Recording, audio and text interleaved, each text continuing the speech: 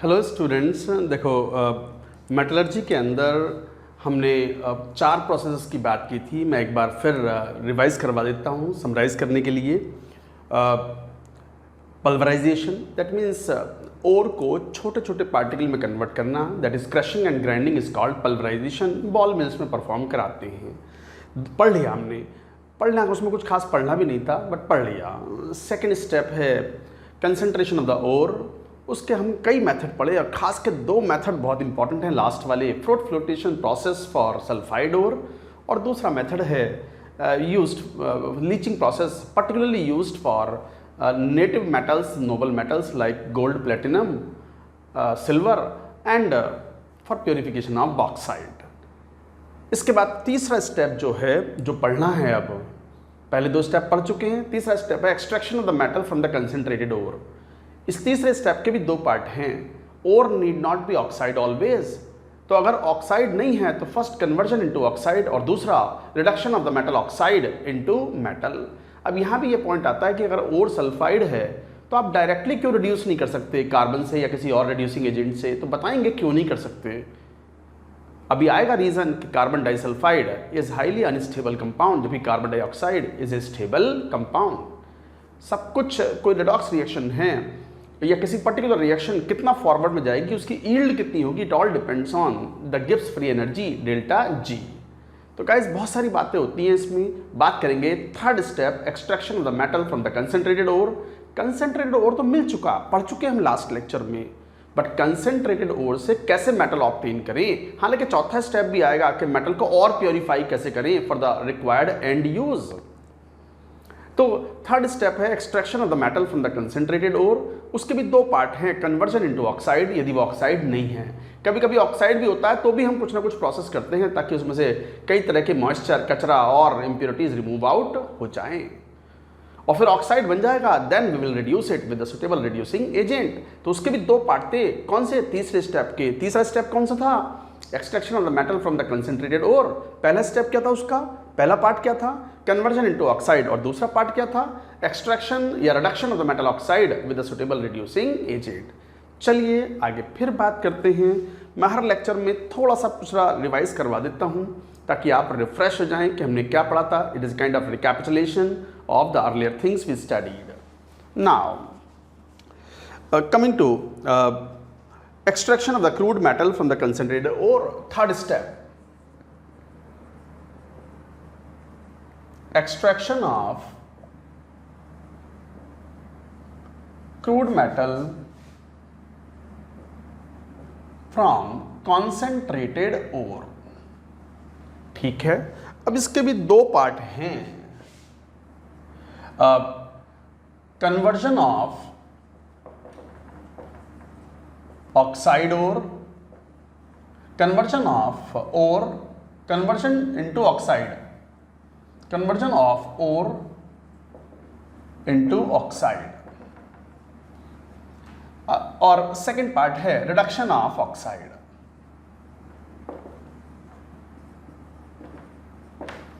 तो reduction of oxide and conversion of the ore into oxide.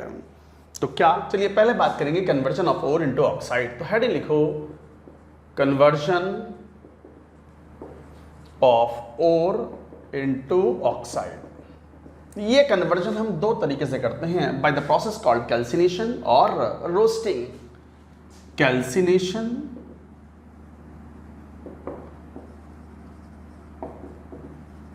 Roasting. अब बात आती है चलो कैल्सिनेशन की, तो लिखो ए या फर्स्ट कैल्सिनेशन।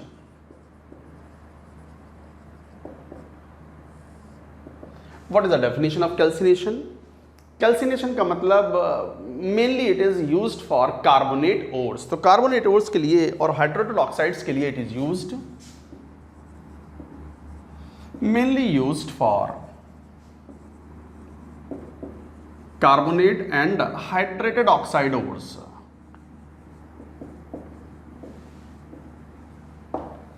तो mainly used for carbonate and hydrated oxide ore, इनके लिए इस्तेमाल में आता है ये कैल्सिनेशन। अच्छा है क्या? कैल्सिनेशन में जनरली हम रिवर्बरेटरी फर्नेस लेते हैं जिसमें इनडायरेक्ट हीटिंग होती है और वहाँ पर ओर को हीट करते हैं below it's melting point in absence of air or in the partial supply of air, so that carbonate is converted into oxide or the moisture is removed out if hydrated oxide was present. तो लिखो, it is the process of heating, लिखते भी जाओ, notes ही काम करेंगे ये सब. It is the process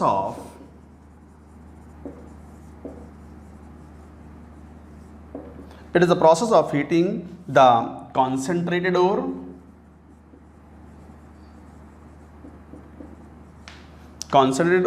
slightly in limited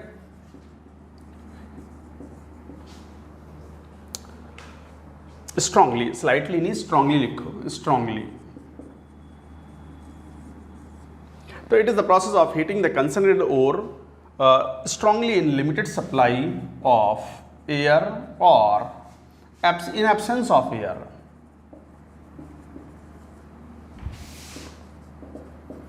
Below the fusion temperature.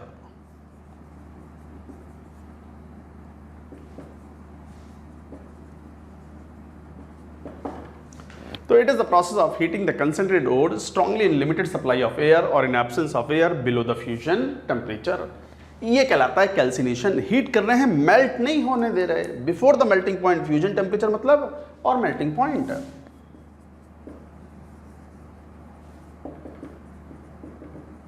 In रेवर्बरेटरी furnace.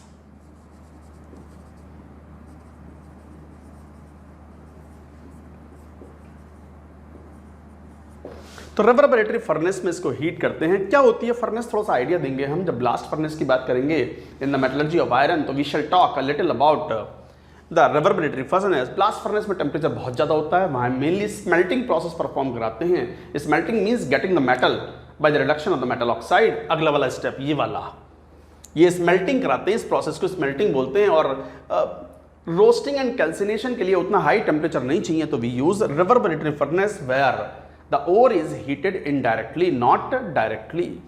तो ये है, it is the process of heating the concentrated ore strongly in the limited supply of air or in absence of air below the fusion temperature or melting point in reverberatory furnace. Note करो पूरी बात. अब बात आती है calcination से होता क्या है और में. एक तो कार्बोनेट कन्वर्ट हो जाता है, ऑक्साइड में मॉइस्चर होती है तो वो उड़ जाती है, और कई तरह की नॉन वॉलेटाइल इंप्योरिटीज, कई तरह की वॉलेटाइल इंप्योरिटीज होती हैं, दे आर रिमूव्ड आउट. तो पूरी बात नोट करो पहले, इसको नोट इट डाउन.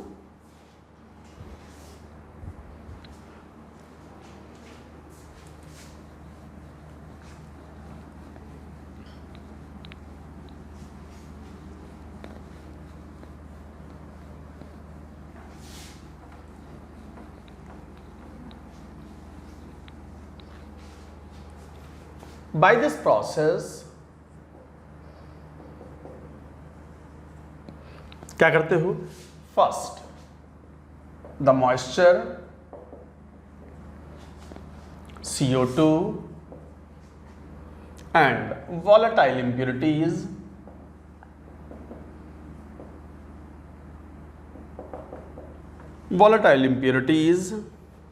ब्रैकेट में organic matter,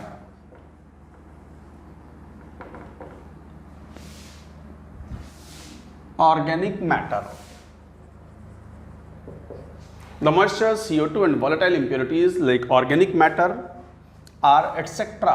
are removed.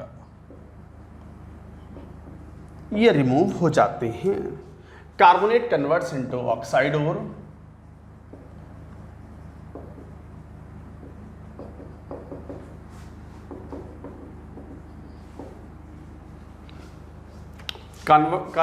Oxide ही दो बस. कार्बोनेट कन्वर्ट्स इनटू ऑक्साइड, यही तो मेन पर्पस था. और becomes porous.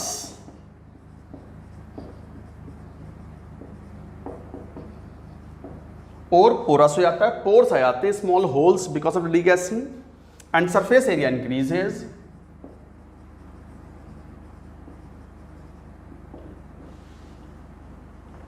Surface area increases, which hence reduction becomes easier.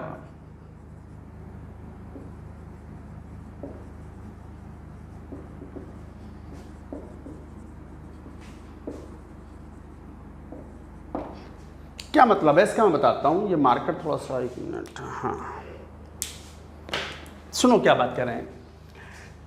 Calcination से हो क्या रहा है, एक तो मॉइस्चर उड़ गई, CO2 वगैरह या वॉलेटाइल इंप्योरिटीज होती हैं, मोस्टली ऑर्गेनिक मैटर होता है, वॉलेटाइल होता है, आसानी से हीट करने पर वेपर्स के फॉर्म में इवॉल्व हो जाता है, वो रिमूव हो गए। कार्बोनेट डिकम्पोज हो जाता है इनटू ऑक्साइड, यही तो मेन पर्पस था।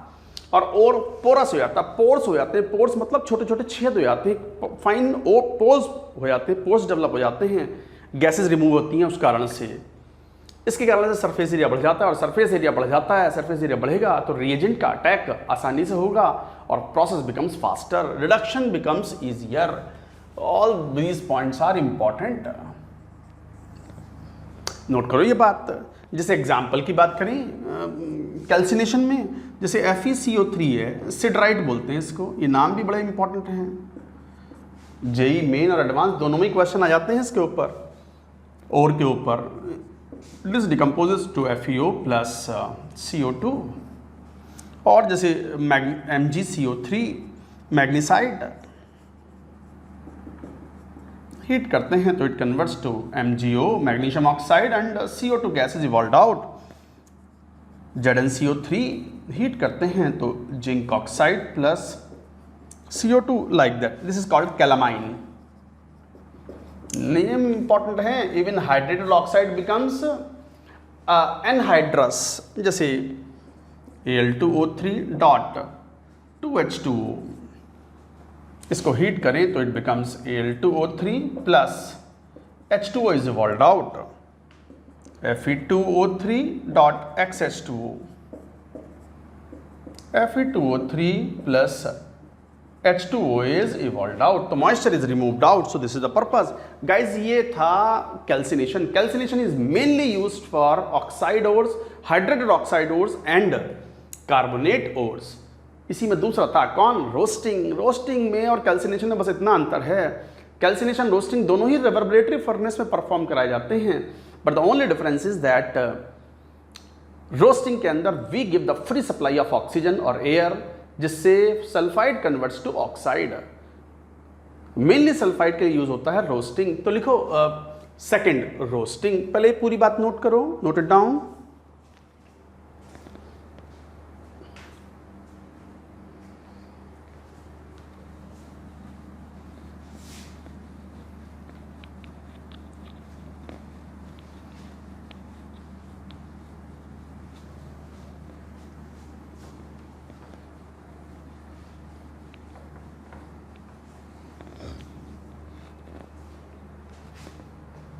Second roasting,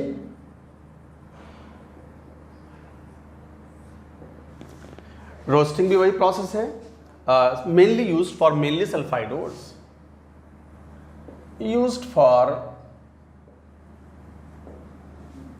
mainly sulphide ores. ये मेनली सल्फाइड ओर्स में बनाने में काम आता है, इनको सल्फाइड ओर्स के लिए काम में आता है क्या, it is the process of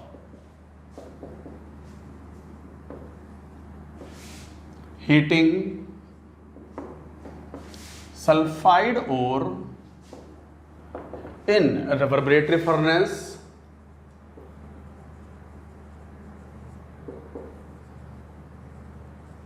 so it is the process of heating sulfide ore in reverberatory furnace in free supply of oxygen, supply of air or O2 below it's melting point. तो melting point से कम melt ना हो और melt ना हो, उससे कम temperature पर free supply of oxygen देते हैं। और पर्पस क्या है, sulphide is converted into oxide, यही तो मेन पर्पस था। तो इससे होता क्या है, by this process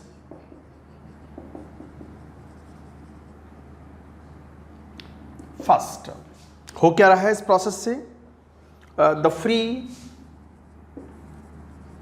sulphur, phosphorus, arsenic, जो कि non volatile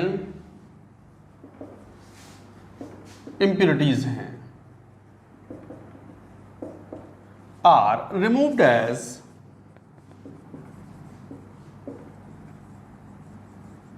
volatile oxides. The free sulphur, phosphorus, arsenic, इस तरह के जो एलिमेंट्स हैं जो कि नॉन वॉलेटाइल नेचर के होते हैं, ये वॉलेटाइल ऑक्साइड्स के रिमूव हो जाते हैं। तो S+O2 फ्री सप्लाई प्रोवाइड कर रहा हो तो ये इम्प्योरिटीज हैं, उड़ गया SO2, ये S2O3, these are volatile oxides.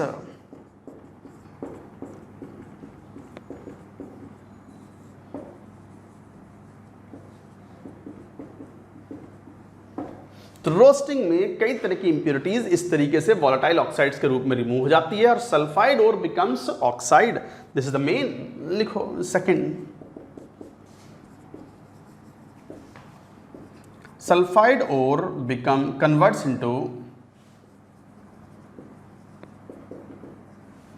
Into oxide. तो सल्फाइड ओर जो कि ऑक्साइड में कन्वर्ट हो जाता है, तो क्या करते हैं, एट मॉडरेट टेम्परेचर जो है वो हीट करते हैं। तो ओर्स लाइक, जैसे मान लो ओर्स हैं for example ZnS, PbS etcetera are heated at moderate temperature, moderate to high temperature in free supply of oxygen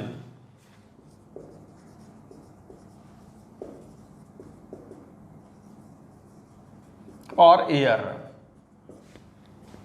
तो sulphide ores convert into oxide करते क्या हैं, ores like ZnS sulphide ore के लिए यूज कर रहे हैं, PbS zinc blende, galena etcetera are heated at moderate to high temperature in the free supply of oxygen. Heat करते हैं तो क्या होता है, ऐसे में sulphide is converted to oxide. तो ऊपर लिखेंगे, पहले पूरी बात नोट करो जरा, ये वाली note it down.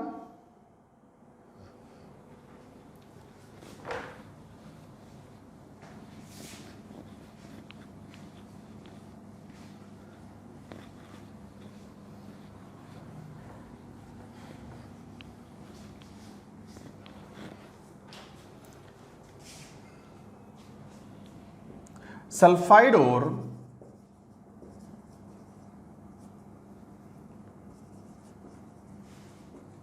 Converts into oxide, ऐसे Zn सल्फाइड ये जिंक ऑक्साइड में कन्वर्ट हो गए प्लस SO2, और जैसे PbS, यही तो पर्पस था कि sulphide ore should be converted into oxide. अच्छा, साथ में एक और बात याद रखो इंपॉर्टेंट करके, in furnace sulphate are also obtained where temperature is relatively low.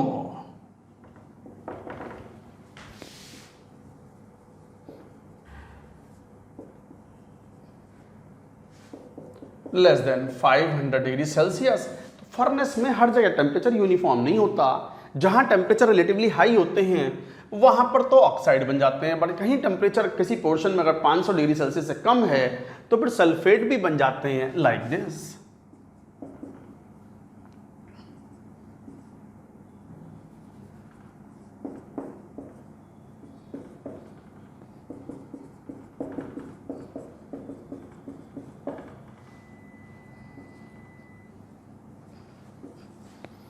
So these sulfates are also formed along with metal oxides। तो देखो मेन पर्पस ये था कि रेवर्बरेटरी फर्नेस में फ्री सप्लाई ऑक्सीजन देते हैं, तो सल्फाइड और सल्फेट जो हैं, सल्फाइड और जैसे PbS ZnS ऑक्साइड में कन्वर्ट हो जाते हैं, बट साथ में थोड़ी बहुत अमाउंट में ZnSO4 एंड PbSO4 भी मिलते हैं, और हमेशा मिलेंगे, कम मिले या ज़्यादा मिले, डिपेंड्स ऑन टेम्परेचर कंट्रोल कितना है हमारे ऊपर। तो ये जनरली टेम्परेचर 500 डिग्री सेल्सियस से कम होता है, तो सल्फेट्स आर ऑल्सो ऑब्टेन्ड। तो रोस्टिंग के बाद जो प्रोडक्ट मिलते हैं उसमें थोड़ा बहुत सल्फेट जरूर होता है, ये ध्यान रखेंगे। यहीं पे एक बहुत बहुत इंपॉर्टेंट पॉइंट और आएगा। क्या पॉइंट आएगा, बट वो मैं पहले एक थर्ड पॉइंट और लिख दूं साथ में, एक और इम्पॉर्टेंट पॉइंट है कि ये हम पढ़ क्या रहे हैं, ये रोस्टिंग करता क्या है। एक तो कई तरह की इंप्योरिटीज़ जो होती है, नॉन वोलेटाइल इंप्योरिटीज़, उन्हें वोलेटाइल ऑक्साइड के रूप में उड़ा देता है, रिमूव कर देता है। दूसरा मेन पर्पस था कि सल्फाइड ओर को कन्वर्ट कर देता है ऑक्साइड में, साथ में सल्फेट भी मिल जाते हैं, चलेंगे, वो कोई बात नहीं है।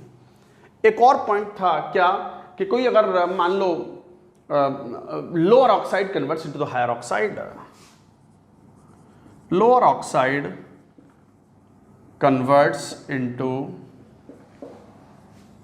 Higher oxidation state, oxidation number oxide, जैसे कौन, FeO O2 के साथ Fe2O3 में कन्वर्ट हो जाता है। इसका यूज आता है आयरन की मेटलर्जी में। एक्चुअली हेमेटाइट जो होता है ना, हेमेटाइट के अंदर थोड़ा सा सिड्राइट होता है, और सिड्राइट जो है वो कैल्सिनेशन के दौरान FeO में कन्वर्ट होता है और रोस्टिंग के दौरान Fe2O3 में कन्वर्ट हो जाता है। एक्चुअली एक पॉइंट आएगा, बाद में आएगा, मैं अभी नहीं बताऊंगा क्योंकि अभी तो मैंने स्मेल्टिंग बताया नहीं ना। FeO जो है वो SiO2 जो फ्लक्स है इसके साथ रिएक्शन करके FeSiO3 स्लैग बना लेता है। इंप्योरिटीज है, मान लो ये इंप्योरिटीज हैं फॉर एग्जाम्पल, जबकि Fe2O3 does not react with SiO2, no reaction, कोई रिएक्शन नहीं होती। जिन टेम्परेचर्स पे ये रिएक्शंस चलती हैं फर्नेस के अंदर, ये पॉइंट थोड़ा कम समझ में आएगा आपको, अभी कम समझ में आएगा, मौके पे जब आएगा पॉइंट तो मैं समझाऊंगा इस बात को कि lower oxide converts into the higher oxide या हायर ऑक्सीडेशन स्टेट ऑक्साइड, जैसे FeO is converted to Fe2O3 +2 से पहुंच गया +3 में। FeO की प्रॉपर्टी है कि it reacts with the impurities like silica at the high temperature and smelting के दौरान it form the slag. What is slag अभी नहीं, बाद में डिफाइन करेंगे, लिख लो, अभी तो आएगा, मैं समझाऊंगा, मैं हूं ना, अरे मैं हूं ना, बताऊंगा मैं। तो FeSiO3, जबकि Fe2O3 जो है वो सिलिका के साथ रिएक्शन नहीं करता इन दीज एलिवेटेड टेम्परेचर्स। तो ये एक इंपॉर्टेंट पॉइंट था, यहीं पे बहुत बहुत इंपॉर्टेंट पॉइंट आने वाला है। सेल्फ रिडक्शन का कॉन्सेप्ट क्या है, ऑटो रिडक्शन का कॉन्सेप्ट क्या है, I will talk about all that. पहले इतनी बात नोट करो,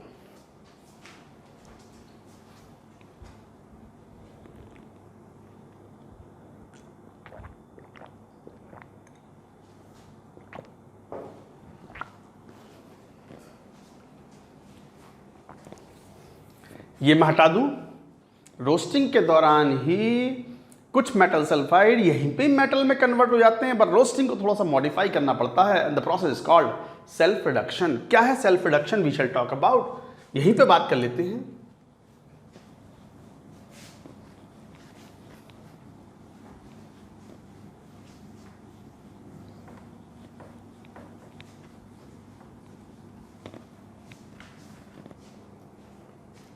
as a note, and this is very important, very important मतलब वेरी वेरी इंपॉर्टेंट भी लिख सकते हो।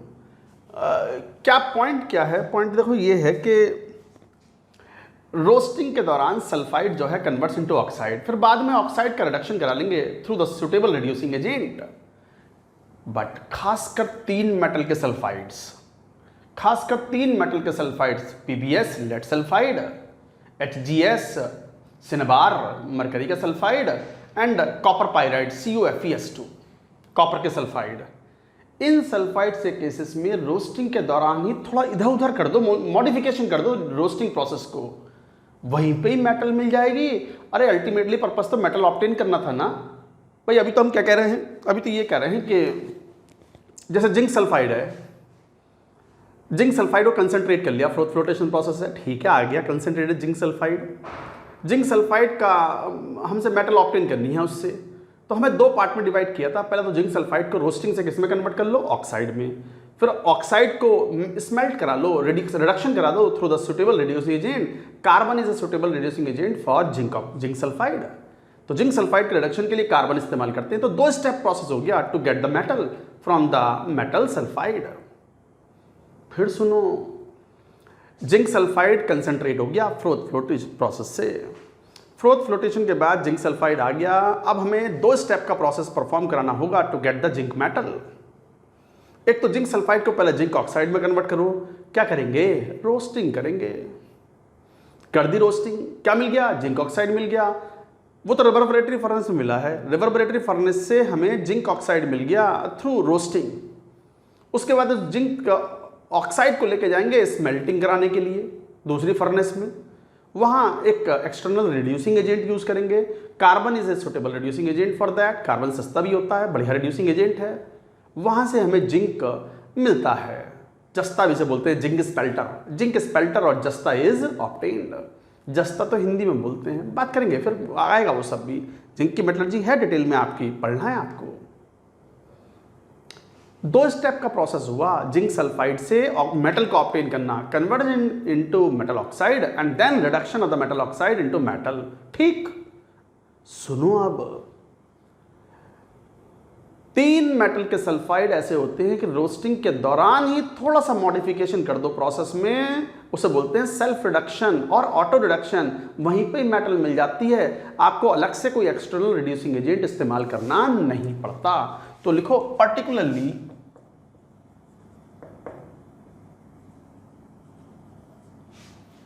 Sulphide ores of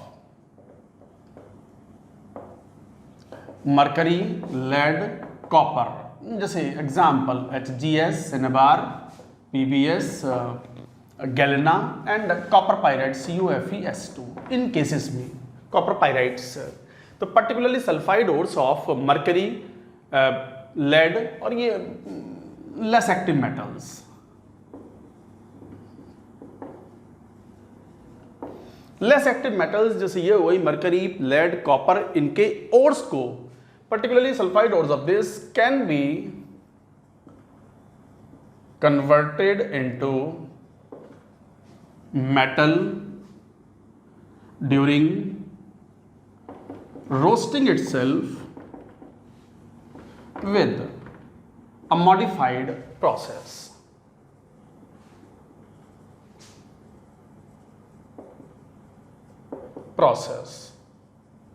called self reduction or auto reduction।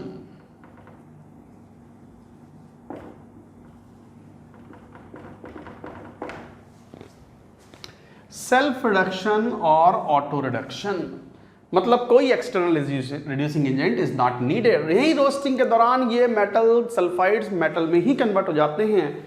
और करते क्या है इसमें, फॉर these metal sulfides, कौन से metal sulfides, particularly these 3, किसके, of mercury, lead, copper। sulfide ore is roasted in free supply of oxygen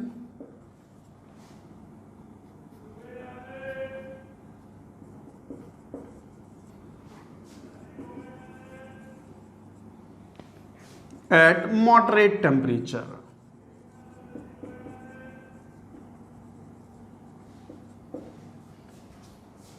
which partially converts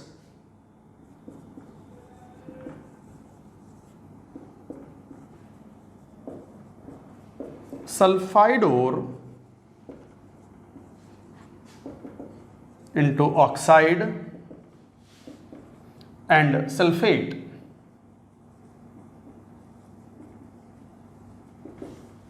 into oxide and sulfate, then supply of O2 is air is cut off and temperature is raised, temperature बढ़ा दिया जाता है,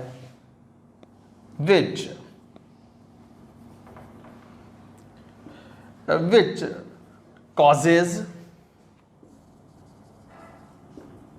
the remaining metal sulfide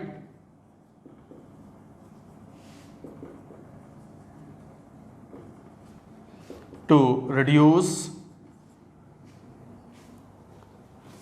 which causes the remaining metal sulfide to reduce formed metal oxide and sulfate, giving metal in molten form. Molten मतलब पिघली हुई अवस्था में, liquid form में, molten और लिक्विड फॉर्म, पिघली हुई मोल्टन। लो मैंने पूरी बात लिख दी, जरा एक बार लिखियो, मैं समझाता हूं और रिएक्शन ही बताता हूं। And this entire process is called self reduction.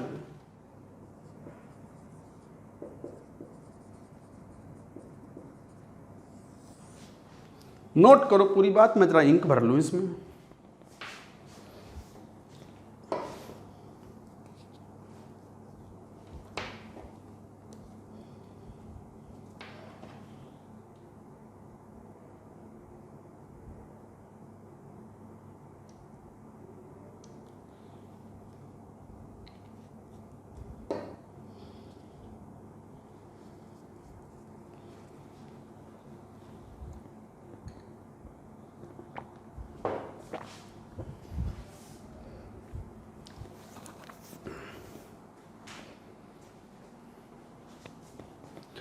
लिख लिया भैया, जरा देखियो क्या कह रहे हैं। Particularly the sulphide ores of mercury, lead, copper, जो कि लेस एक्टिव मेटल्स के सल्फाइड्स के लिए बात कर रहे हैं। लेस एक्टिव मेटल्स के सल्फाइड्स, उनके लिए जैसे ये वाले ores can be converted into metal during roasting itself with a modified roasting process called self reduction और ऑटो रिडक्शन। कर क्या रहे हैं? For these metal sulfides, sulfide ore is roasted in the free supply of oxygen at the moderate temperature, which partially converts the sulfide, पूरा convert नहीं हुआ sulfide, which partially converts the sulfide into oxide and sulfate. The supply of the air is then cut off and the temperature is raised, बढ़ा दिया, तो फिर क्या करता है? Which causes the remaining metal sulfide to reduce the formed metal oxide or sulfate, giving metal in the molten form. पूरी बात लिख दी मैंने, रिएक्शन तो लिख लो। ये हटा रहा हूं मैं अब, गैलेना।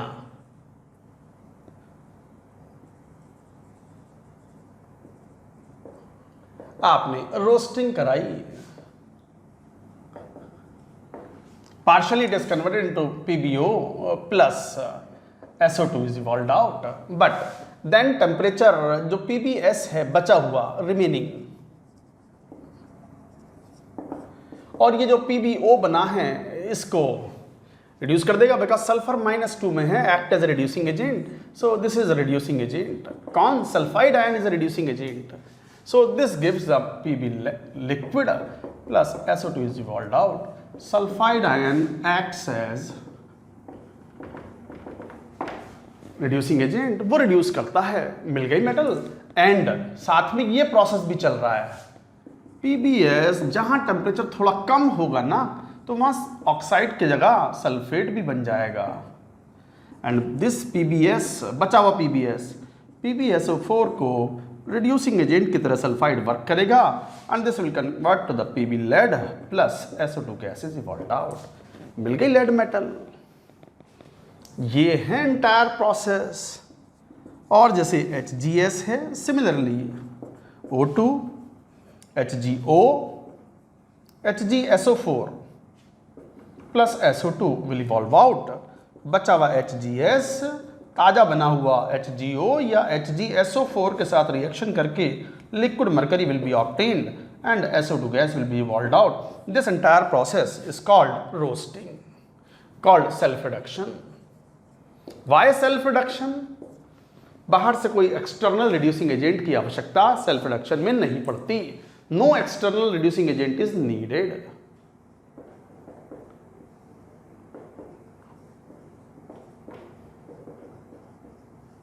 मेरे साथ साथ इन्वॉल्व हो, खो जाओ इसमें। जितनी मोहब्बत आप खाना खाने से, जितनी मोहब्बत आप भोजन से करते हो, गुलाब जामुन से करते हो, उतनी मोहब्बत इससे भी तो करो, अपने टीचर से भी करो। फिर पढ़ो, इसे मन की आंखों से देखो, दिल से जुड़ो, फिर देखो ये कितने सुंदर, कितने खूबसूरत लगते हैं। ये नंबर देने वाले हैं आपको, ये आपके माथे पर एक टैग लगवाने वाले हैं, IITN, IIT Bombay, IIT Delhi, IIT Chennai, बड़े बड़े। ऐसे ही नहीं बट थोड़ी रहा है, प्रसाद थोड़ी बट रहा है IIT का कि जाओ ले लो, जो पहले पहुंच गया मिल गया, ऐसे कुछ नहीं है।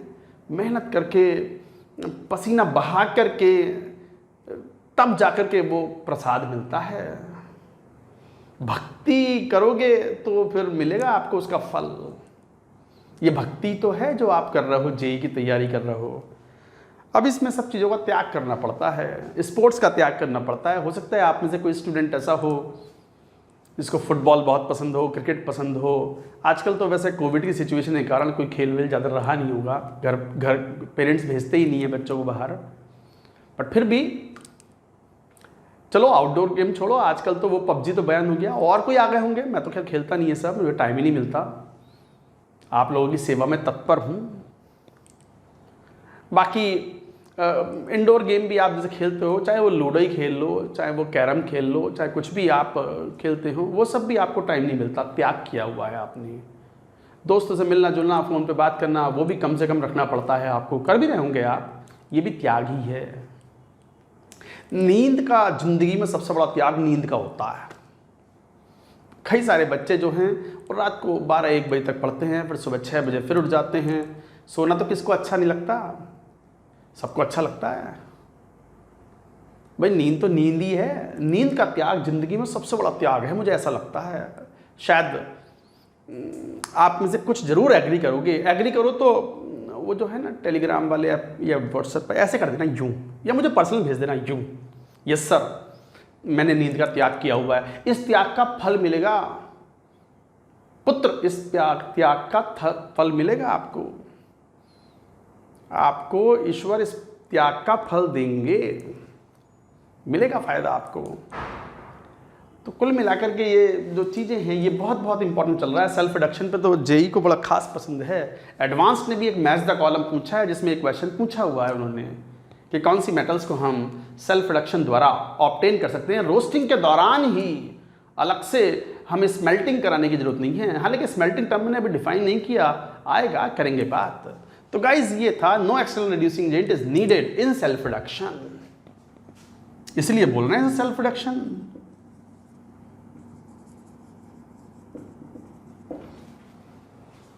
नोट करो। तो ये था एक इंपॉर्टेंट पॉइंट सेल्फ रिडक्शन के बारे में। हमने सेल्फ रिडक्शन पढ़ लिया। अच्छा, इसी में एक पॉइंट और, जैसे जिंक सल्फाइड है, इसका सेल्फ रिडक्शन नहीं करा सकते। क्यों नहीं करा सकते? क्योंकि जिंक सल्फाइड का जब हम रोस्टिंग कराते हैं तो जिंक ऑक्साइड बनता है। Zinc oxide is stable oxide. Active metals के जो ऑक्साइड्स होते हैं वो स्टेबल होते हैं and they resist in reduction, आसानी से रिड्यूस नहीं होते। तो जिंक मेटल एक्टिव मेटल है, ये can not be obtained from Gennadinous by self reduction. तो zinc metal can not be obtained from Gennadinous by self reduction as ZnO, zinc oxide जो बनता है, is stable oxide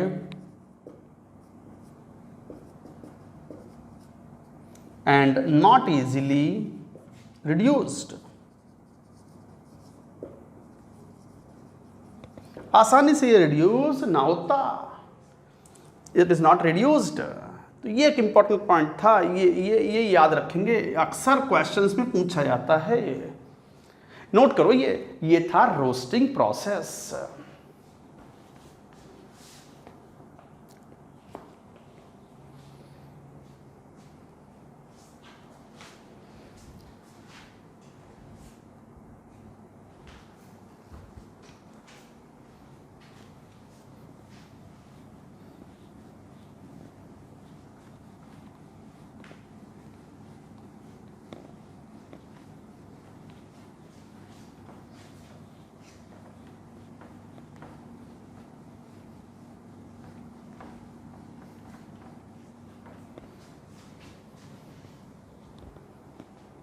And now चलिए बात करते हैं एक और इम्पॉर्टेंट पॉइंट यहीं पे। इसे नोट 1 बोला था, नोट 2 दूसरा पॉइंट। ये मैंने थोड़ी देर पहले कहा भी था, शायद आपको याद नहीं होगा।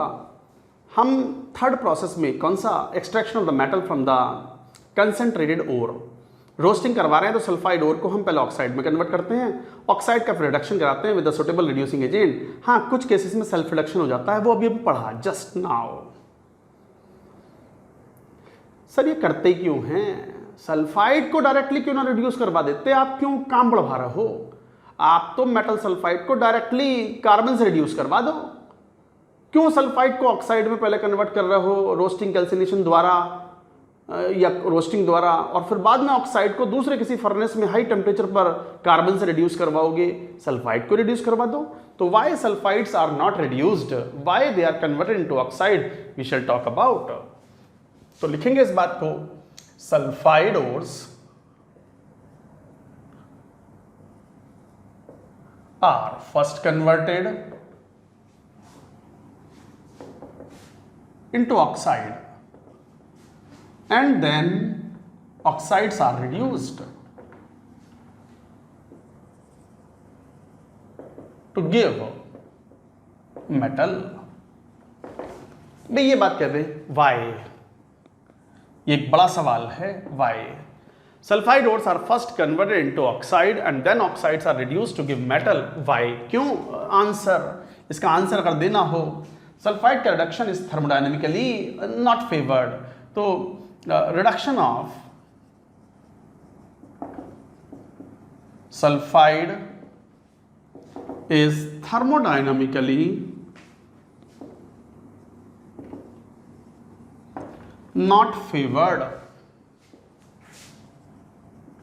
कैसे? Delta G of the reaction is positive while reduction of metal oxide is highly favored, is highly feasible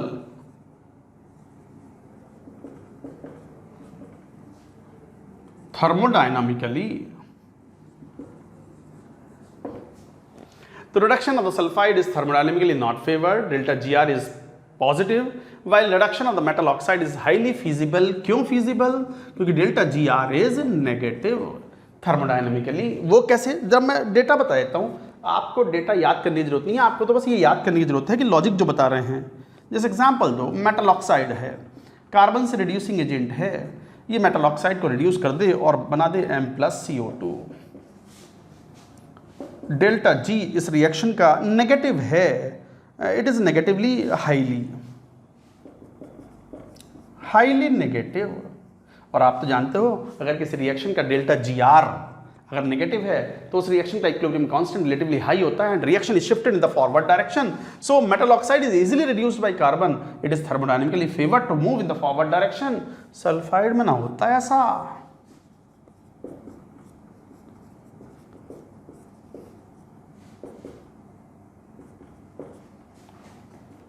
high temperature पर तो CS2 भी गैस ही बनेगी, और इस डेल्टा जी आर, चलो आप किसी भी टेम्परेचर पे मेजर कर लो डेटा, वो कोई फर्क नहीं पड़ता। मान लो delta G R is equal to this is positive और वेरी लेस नेगेटिव और वेरी लेस, और वो डिपेंड करता है मेटल पे भी। नॉट फेवर्ड,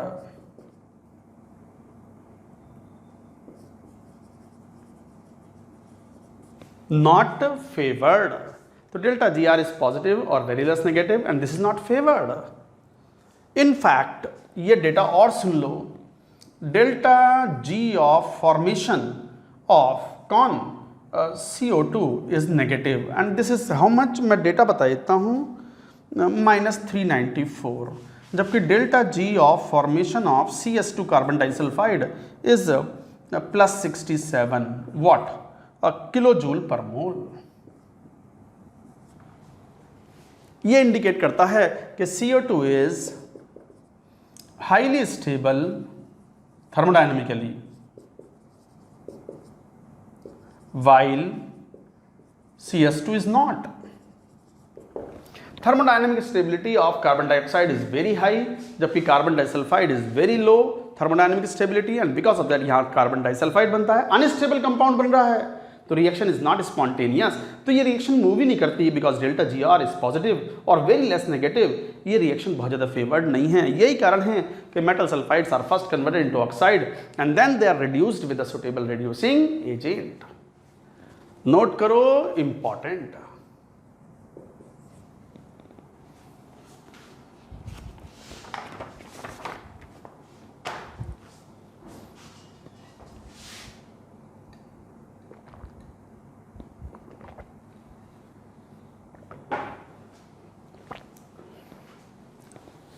दो बातें थी, थर्ड स्टेप चल रहा था, 4 स्टेप कौन से?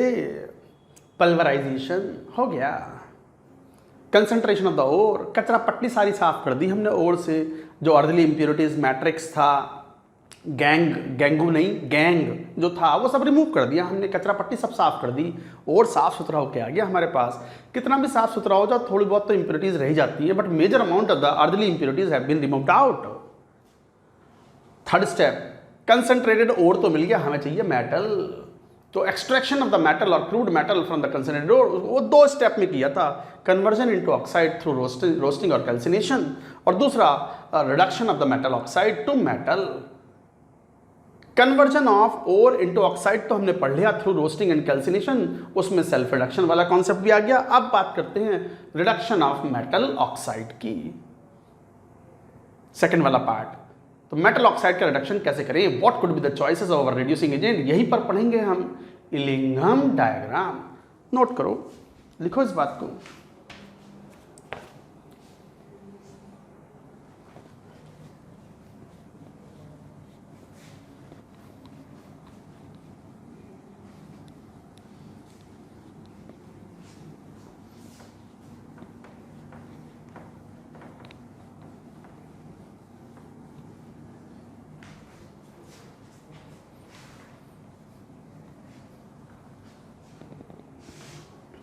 वेल, हेडिंग लिखो, रिडक्शन ऑफ मेटल ऑक्साइड।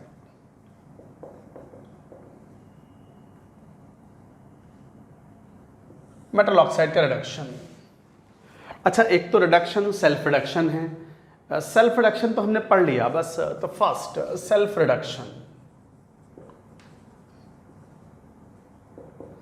और ऑटो रिडक्शन एक ही बात है।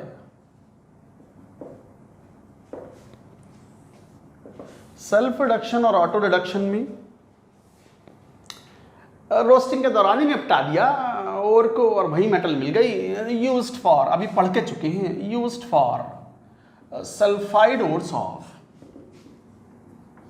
लिखवा दिया, ये रिपीटिशन है बट फिर भी लिखवा देता हूं, इंपॉर्टेंट बातें हैं। Used for sulphide ores of less active metals like lead, mercury, copper, इनके लिए यूज करते हैं। हाई जिंक का सल्फाइड के लिए यूज नहीं करते, जिंक ब्लेंड बोलते हैं उसको, स्फेलराइट और जिंक ब्लेंड आएगा वो मेटलर्जी में, तो बात करेंगे। ऑलरेडी स्टडीड,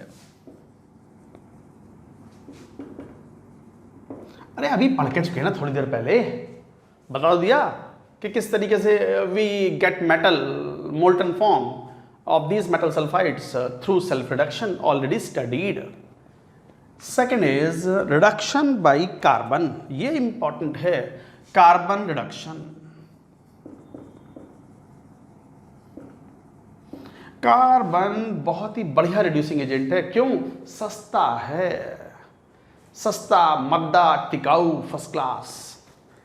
मेटलर्जी की परिभाषा में आपने एक शब्द यूज किया था, extraction of the metal from its respective ore economically. Science and technology employed for getting the metal और extracting the metal from its respective ore economically is called metallurgy. तो इकोनॉमिकली मतलब कम खर्चे में ज़्यादा मेटल मिल जाए हमें, that is very much desirable for the general use of the general public. लोहा सस्ता नहीं होगा तो लोग घर भी नहीं बना पाएंगे, समझ रहे हो बात को? तो आयरन तो कहाँ नहीं चाहिए, तो सस्ता मेटल बनाना भी अपने आप में एक इंपॉर्टेंट वो है, यही मेटलर्जी है। तो कार्बन रिडक्शन, कार्बन की खास बात यही है कि it is plentily available and carbon is a very good reducing agent, but the problem is it is polluting because the end product is carbon monoxide और कार्बन डाइऑक्साइड। कार्बन डाइऑक्साइड एक तरह से ग्रीन हाउस गैस है which is responsible for raising the temperature of our environment, our atmosphere. Greenhouse effect या greenhouse gases अपने आप में एक बड़ा इंपॉर्टेंट चैप्टर, बड़ा टॉपिक है। ऑर्गेनिक केमिस्ट्री वाले शायद इसको लेते हैं, एनवायरमेंटल केमिस्ट्री के रूप में थोड़ा बहुत पढ़ाते हैं इस सब के बारे में। तो carbon reduction, carbon is a good reducing agent. क्या पॉइंट्स हैं, पॉइंट वाइज लिख लो। Widely used for reduction of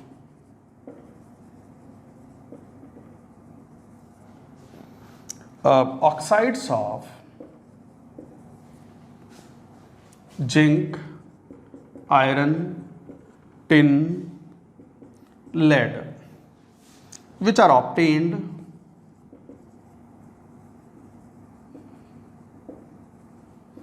by roasting calcination। Roasting और कैल्सिनेशन से जो हमें ऑक्साइड मिला है उसके रिडक्शन में carbon reduction plays an important role, खासकर zinc, iron, tin and lead. Roasting, calcination, point wise लिखते जाओ या साथ में अभी इंपॉर्टेंट बातें हैं। Carbon monoxide which is produced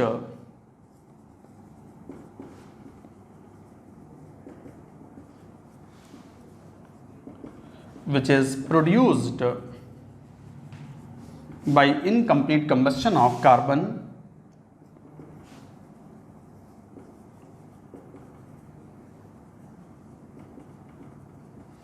of coke मतलब कार्बन। तो carbon monoxide which is produced by incomplete combustion of coke also act as reducing agent and takes part in reduction of the metal oxide. High temperature is needed which requires the use of high temperature is needed which requires the use of blast furnace। Blast furnace का use, एक बार cut तो ना गया, ये नीचे से देख लें जरा। नहीं ठीक है। तो हाई टेम्परेचर की जरूरत पड़ती है इसमें क्योंकि metal is needed in the molten form, तो ऐसे में ब्लास्ट फर्नेस का इस्तेमाल करते हैं। Reverberatory furnace is used for roasting and calcination. लिखो जरा ये पॉइंट्स, नोट करिए, और भी पॉइंट्स आएंगे।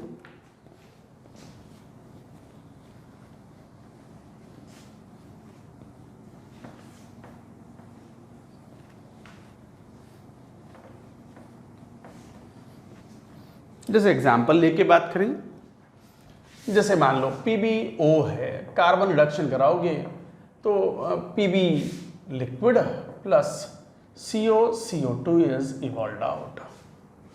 और जैसे जिंक ऑक्साइड है, कार्बन से रिडक्शन कराएंगे तो zinc is obtained in the plus CO2 is evolved out. SnO2 है, टिन ऑक्साइड, कार्बन से रिड्यूस कराओगे तो टिन लिक्विड मिल जाता है। अच्छा, यहाँ जिंक जो है वो गैस के फॉर्म में मिलता है जिसको स्पेल्टर ऑब्टेन करते हैं, वो बताएंगे, वो बात आएगी। Plus CO2 is evolved out. ऐसे Fe2O3 हेमेटाइट ओर कार्बन से रिड्यूस कराते हैं तो iron liquid is obtain, CO2 is removed out. हालांकि इतना सिंपल प्रोसेस नहीं होता, is a step by process. Fe2O3 +3 से प्लस पहले Fe3O4 में कन्वर्ट होता है, फिर FeO में कन्वर्ट होता है, फिर Fe सॉलिड में भी कन्वर्ट होता है and finally convert into the liquid metal, liquid iron at the bottom of the blast furnace. और इसमें carbon monoxide also acts as a reducing agent. Carbon monoxide also acts as a reducing agent. तो blast furnace में जैसे iron की metallurgy है, blast furnace में carbon और carbon monoxide, these are the two principal reducing agent. और इनमें भी ज्यादा बड़ा रिड्यूसिंग एजेंट कौन है? Carbon monoxide. In the middle and upper portion of the furnace where the temperature is low, carbon monoxide is a good reducing agent, better reducing agent, responsible reducing agent. ये सब समझ में आता है through Ellingham diagram आएगा, note it down. तो ये था कार्बन। अच्छा, यहीं पे एक बहुत important point as a note करके लिखें, जो कॉपर के ओर हैं वो कार्बन रिडक्शन द्वारा ऑब्टेन नहीं होते। तो Cu2s CuFeS2 form, carbon reduction is not used.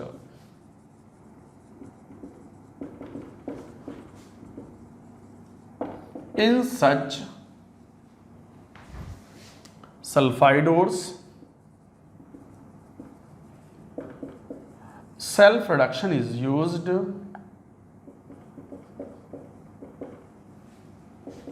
to obtain copper metal. ध्यान दो, कॉपर सल्फाइड, कॉपर पायराइड्स में वैसे तो सेल्फ रिडक्शन यूज करते हैं बट कार्बन रिडक्शन यूज ही नहीं करते। प्रिंसिपली तो पॉसिबल है but economically that is not viable, तो वी यूज कार्बन रिडक्शन। ये जेई एडवांस्ड में क्वेश्चन भी आया हुआ है, याद रखें। जेई एडवांस्ड में क्वेश्चन आया है Cu2s CuFeS2 से कॉपर को ऑब्टेन करना हो तो आप सेल्फ रिडक्शन यूज करते हो, कार्बन रिडक्शन यूज करते ही नहीं। ये जेई एडवांस्ड में आया हुआ है ये पॉइंट। जबकि एनसीईआरटी कई बार ऐसा लिखता है कि नहीं, कार्बन रिडक्शन से हम ऑब्टेन कर सकते हैं बट करते नहीं हैं, economically it is not viable. तो ये ध्यान देंगे इन बातों का, तो ये नोट कर लो, ये वाला पॉइंट पता होना चाहिए। तो ये था carbon reduction. Now reduction by aluminium, metals are also very good reducing agent. Aluminium is a good reducing agent, but aluminium का यूज हम जब ही करते हैं जब कार्बन से रिडक्शन ना हो पा रहा हो या कोई और प्रॉब्लम आ रही हो, because aluminium is a costly metal. Aluminium से रिडक्शन कराओगे, एल्यूमिनियम कंज्यूम होगा तो फिर cost of reduction process will be increased. तो लिखो next, third, reduction by aluminium. पहले ये नोट करो,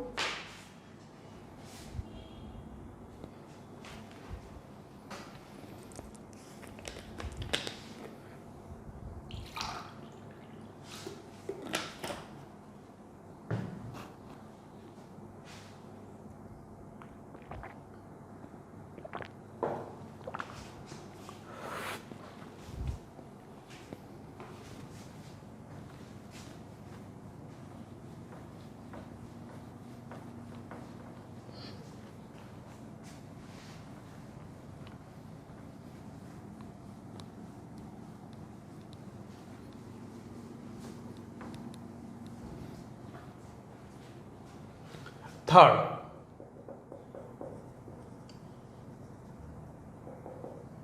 बाय एल्यूमिनियम। इसे बोलते हैं thermite process.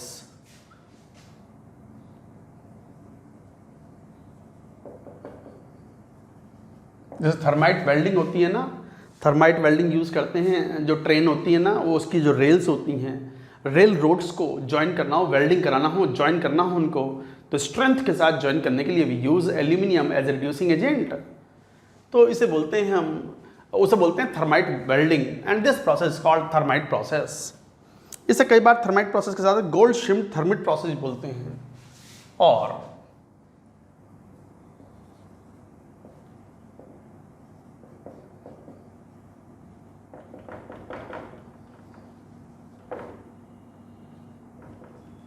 Gold शिम्ड thermite process. तो this is reduction by aluminium. क्या है ये, एक बार इसको लिखें। तो कई बार melting point of the metal oxide काफ़ी हाई होता है, क्रोमियम मैंगनीज मॉलिब्डेनम के लिए यूज करते हैं, used for reducing metal oxides of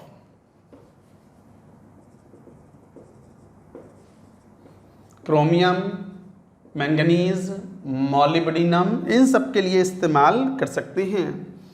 used for reducing oxides of chromium, manganese, molybdenum as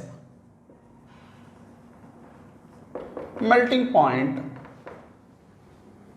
of these metals are very high. As melting point of these metals are very high, it is not possible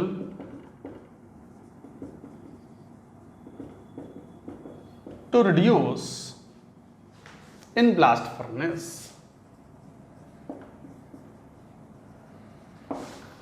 तो guys reduction by aluminium में use for reducing oxides of chromium, manganese, molybdenum, इस तरह की metals जो हैं जिनके melting point काफ़ी high होते हैं। मेटल तो हमें मोल्टन फॉर्म में चाहिए, लिक्विड फॉर्म में। It is not possible to reduce these metals in the blast furnace. तो ब्लास्ट फर्नेस में हम नहीं कर पाते by carbon. It is not possible to reduce in blast furnace using carbon.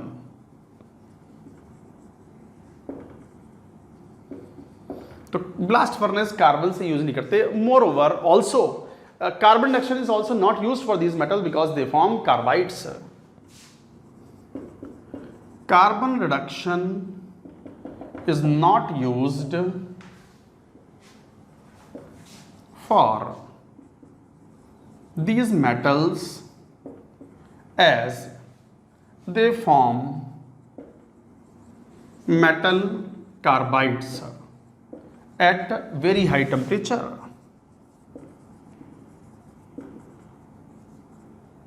Undesirable. अरे सुनो क्या बात कह रहे हैं, सुन तो लो।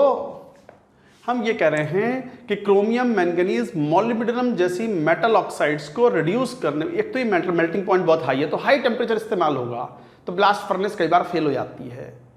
कार्बन रिडक्शन हम इसलिए नहीं करते क्योंकि इस हाई टेम्परेचर पर अगर रिडक्शन कराएंगे तो उस हाई टेम्परेचर पर कार्बन भी रिएक्शन कर जाएगा इन मेटल से और मेटल कार्बाइड्स बना लेगा। तो मेटल कार्बाइड्स ना बने। अरे हम तो मेटल फाइंड आउट करना चाह रहे हैं, मेटल ऑब्टेन करवाना चाह रहे हैं, मेटल कार्बाइड में कन्वर्ट थोड़ी करना चाह रहे हैं। इसलिए हम कार्बन रिडक्शन फॉलो ही नहीं कराते और हम ब्लास्ट फर्नेस यूज भी नहीं करते। हम यूज करते हैं क्रूसिबल, एक अलग टाइप का क्रूसिबल बनाते हैं और उसके अंदर ये special process thermite process is performed. कैसे? We shall talk. पहले ये एक बात लिख लो, एक दो पॉइंट्स लिख लो। लो मैं यहाँ लिखवा देता हूँ। द थर्मिट मिक्सचर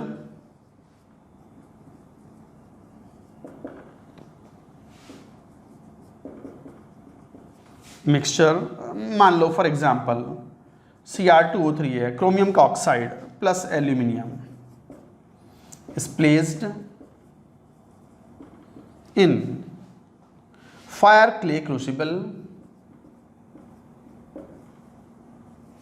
मिट्टी का एक कंटेनर टाइप का ले लेते हैं, fire clay crucible.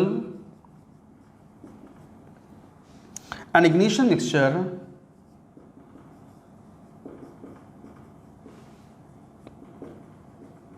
And ignition mixture कौन? जैसे magnesium plus barium oxide plus potassium chloride, ये इग्निशन मिक्सचर है, फायर होता है,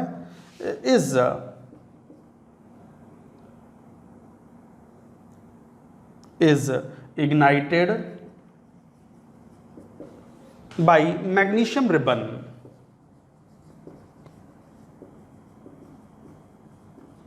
मैग्नीशियम रिबन एस ब्लॉक में एक इंपॉर्टेंट प्रॉपर्टी है, magnesium burns with the dazzling brilliance. ये एक बड़ा फेमस स्टेटमेंट होता है। और मैग्नीशियम जो है इसकी प्रॉपर्टी ऐसी है कि बहुत कम ऑक्सीजन भी होगी ना तो बस ये ऑक्सीजन खींच करके कहीं से भी और जलता रहेगा, सुलगता रहेगा और किसी फायर जो एक्सप्लोजिव है, जो बारूद है, उसे बर्न करने में काम आएगा। बताता हूँ, रुको। द थर्मिट मिक्सचर जैसे Al2O3, उसमें एल्यूमिनियम पाउडर मिला दिया as a reducing agent, so this is reducing agent. Cr2O3 chromium obtain करना चाह रहे हैं, इसको प्लेस कर दिया फायर क्रूसिबल में, fire clay crucible. And ignition mixture जिसमें मैग्नीशियम पाउडर ले लिया, barium peroxide plus potassium chloride, सभी एक्सप्लोजिव्स हैं, ये बर्न होते हैं और huge amount of the heat is liberated which is needed for this reaction to proceed, is ignited by magnesium ribbon. कैसे? मैं बनाता हूं, पहले ये पूरी बात नोट करो। जैसे फिर एक point, reaction is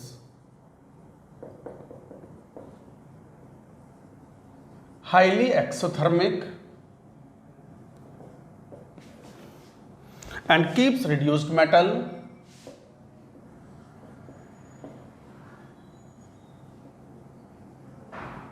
and keeps reduced metal in molten state.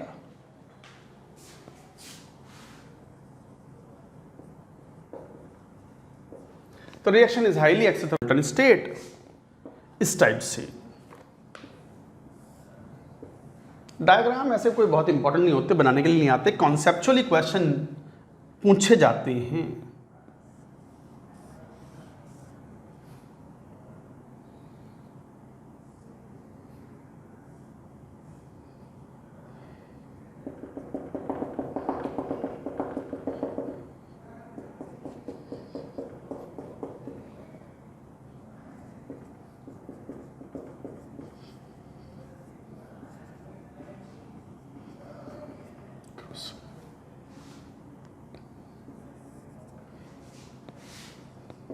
मान लो क्रोमियम की मेटलर्जी की बात कर रहे हैं, क्रोमियम मेटल ऑब्टेन करना चाह रहे हैं, एल्यूमिनियम पाउडर, ये कहलाता है थर्मिट मिक्सचर।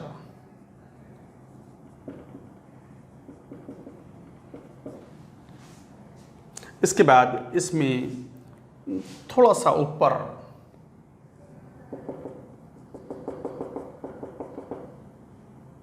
और ये एक रिबन यूज करते हैं, this is magnesium ribbon, and this mixture, this is ignition mixture, which is nothing but magnesium powder plus barium peroxide plus potassium chlorate है, ये बर्न करते हैं और ये इग्नाइट करते हैं एंटायर मिक्सचर को। रिएक्शंस क्या होती हैं? रिएक्शंस कुछ ऐसी होती हैं जैसे Cr2O3 प्लस एल्यूमिनियम जो कि रिड्यूसिंग एजेंट है, क्रोमियम लिक्विड फॉर्म में मिलता है, Al2O3 is obtain plus a huge amount of heat is liberated out. यही प्रोसेस अगर मैंगनीज के लिए या आयरन के लिए भी कर सकते हैं, बट आयरन के लिए करेंगे नहीं, कर सकते हैं, करते हैं ना, यही तो प्रोसेस होता है थर्माइट वेल्डिंग में। रेल रोड तो आयरन की है ना, तो थर्माइट वेल्डिंग में इस्तेमाल करते हैं, मेटलर्जी में काम में नहीं लेते। लार्ज स्केल पे मेटल ऑब्टेन करनी हो, आयरन ऑब्टेन करना हो, तब ये प्रोसेस फॉलो ही नहीं करते। ये तो थर्माइट वेल्डिंग है, रेल रोड्स को ज्वाइन करने में काम आ रही है। तो Fe liquid is obtain and Al2O3 heat. Thermite welding used for joining rail roads. और भी ले सकते हैं जैसे manganese Mn3O4, aluminium, high temperature initiate करेंगे तभी प्रोसेस जाएगा, manganese liquid plus Al2O3 plus heat. तो like that metals are obtained, ये सब प्रोसेस। अब यहीं पे एक दो पास सुनो जरा, इसी में एक और पॉइंट सुन लो, मैं वो बता देता हूँ यहाँ पर ऐसे नोट करके। जैसे एल्यूमिनियम मेटल है, मेटल रिड्यूसिंग एजेंट है, magnesium is also used as reducing agent, जैसे TiCl4, मैग्नीशियम यहाँ रिड्यूसिंग एजेंट है, एल्यूमिनियम की जगह यूज करते हैं, and this is called Kroll's process, and this gives titanium metal plus MgCl2। Not only that, titanium can be obtained by sodium also, जो कि reducing agent है, gives titanium plus NaCl, and metals are obtained in the liquid form. This is called IMI process. IMI process मतलब बड़े पुराने process हैं। IMI एक industry है, उसके नाम पे IMI मतलब इंपीरियल मेटल इंडस्ट्रीज। तो इंपीरियल मेटल इंडस्ट्रीज के नाम से ये चलता था पहले प्रोसेस, IMI प्रोसेस बोलते हैं। तो मतलब एल्यूमिनियम ही नहीं, highly active metals can reduce less active metals from their salts. तो magnesium can reduce reducing agent, magnesium, sodium, aluminium very powerful reducing agents. ये तो इलेक्ट्रोकेमिस्ट्री में पढ़ा ही आपने, मेटलर्जी है ही इलेक्ट्रोकेमिस्ट्री। मेटलर्जी में 75% यूज इलेक्ट्रोकेमिस्ट्री का और 25% यूज आयनिक का आता है जहां तहां इन द प्रोसेसेस। आयनिक का यूज आता है इन द हाइड्रोमेटलर्जी, और पायरोमेटलर्जी में यूज आता है इलेक्ट्रोमेटलर्जी का, इसका इलेक्ट्रोकेमिस्ट्री का। ये प्रोसेस है, पूरी बात नोट करो। मैं इसमें एक आध पॉइंट और बताता हूं।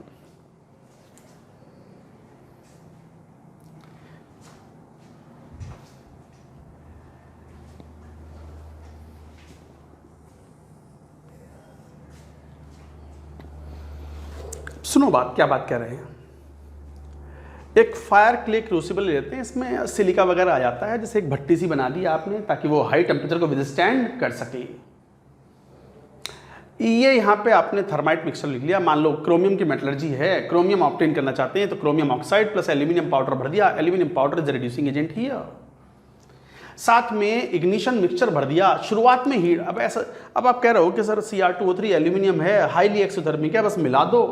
ये लो क्रोमियम ऑक्साइड सॉलिड, ये लो एल्यूमिनियम पाउडर, क्रोमियम मेटल लो, हाथ जल गया, हाथ जल गया। अरे क्रोमियम मेटल ऐसे थोड़ी मिलेगा, भले ही रिएक्शन एक्सोथर्मिक है, बट हर रिएक्शन की एक एनर्जी बैरियर होता है, एक एक्टिवेशन एनर्जी है। ऑर्गेनिक केमिस्ट्री में पढ़ा होगा, हम भी पढ़ाएंगे जब कौन आएगा, केमिकल काइनेटिक्स। केमिकल काइनेटिक्स में हम पढ़ेंगे कि किसी भी रिएक्शंस के लिए बैरियर होते हैं, and that energy barrier is called activation energy. तो एक्टिवेशन एनर्जी का कॉन्सेप्ट आपने जरूर पढ़ा होगा ऑर्गेनिक केमिस्ट्री में, मैकेनिज्म ऑफ रिएक्शन पढ़ते समय।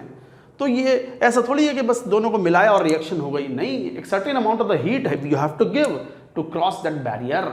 Once that barrier crosses, reaction occurs, this much heat liberates, and this heat again makes the reaction to proceed in the forward direction.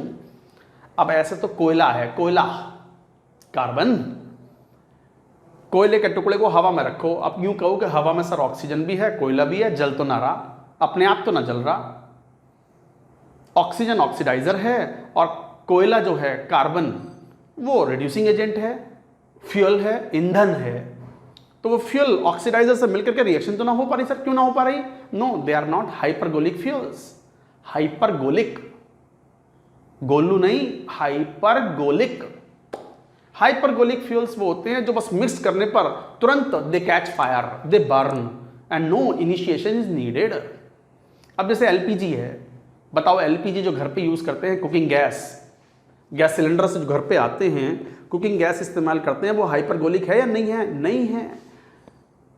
आपको lighter से या माचिस की तिल्ली जला करके इग्नाइट करना पड़ता है, तब बर्न होती है ऑक्सीजन की प्रेजेंस में। ऐसा नहीं गैस का सिलेंडर को खोल दो, खुला छोड़ दो, नहीं बर्न नहीं होगा, अपने आप बर्न नहीं होगा। It is not hypergolic. Hypergolic fuel means the fuel which when come in contact with the oxygen, no initiation is needed, no spark is needed, and automatically they burn. तो hypergolic fuel automatically burn. क्या शब्द सीखा? हाँ, लेकिन हमारे syllabus में नहीं है ये सब हाइपरगोलिक फ्यूल, बट सीख लो जब नया शब्द आया है तो। Hypergolic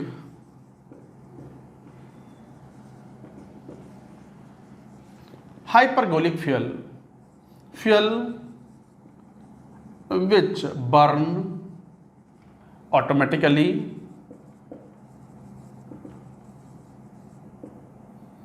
when mixed with oxidizer.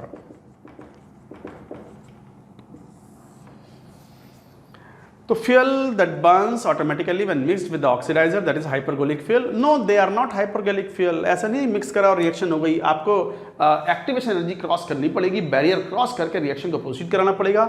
यहाँ से जो हीट मिलेगी वही इस रिएक्शन को आगे पहुंचाएगी। इतनी ज़्यादा हीट मिलती है कि metal is obtained in the liquid form, and this process is not commercially used for obtaining metal. Metallurgy में यूज नहीं करते, हाँ वेल्डिंग में यूज करते हैं for the rail roads, joining rail roads. बाकी मैंगनीज, क्रोमियम, मोलिब्डेनम, इन सब के लिए aluminium is a very good reducing agent as it is a powerful, but ये कॉस्टली प्रोसेस है। जब भी यूज करना है जब कार्बन रिडक्शन काम में ना रहा हो, फेल हो रहा हो, वरना मेटल सस्ती कैसे मिलेगी। और यहाँ पर ये TiCl4 मैग्नीशियम से रिड्यूस कराते हैं, क्रोल्स प्रोसेस कहलाता है। You get titanium. Titanium is a useful metal, काफ़ी हाई स्ट्रेंथी मेटल होती है। वो स्ट्रेंथ बढ़ाने के लिए मेटल्स में टाइटेनियम को अलॉय किया जाता है।